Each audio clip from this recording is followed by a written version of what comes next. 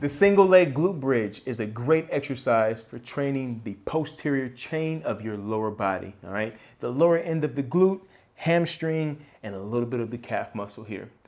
When you start off doing your single leg glute bridges, you have options. You can start from the floor with your foot flat. If you have a half BOSU or stability ball at home, this is also a great option to start off with. What I'm gonna do is I'm gonna make sure that I place my heel in the center of the platform, whether it be a BOSU or a chair or even flat on the ground, okay? Once I lay flat and I set my heel into the center of the BOSU, the next thing I wanna make sure that is my knee and my hip start at a 90-degree angle, which means I wanna bring my butt closer to the BOSU so that my knee and my hip are directly above one another.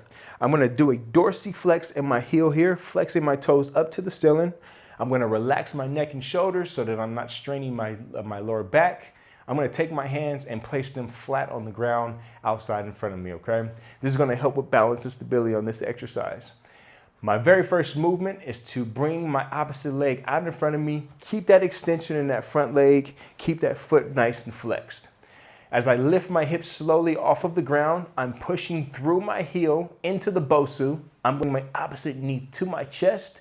I'm gonna end up in a sprinting position, but from the floor here. As I lower my back to the floor, I'm gonna slowly engage the hamstring, extend my front leg, and go right back into that next rep. As I'm doing this exercise, I'm making sure that I'm driving my heel into that surface and I'm not arching my back and using my lower back to get off the ground. I'm using my hamstrings, keeping them engaged the entire time. Now, when you're doing your single leg glute bridge, the lower the platform, the easier it will be for you.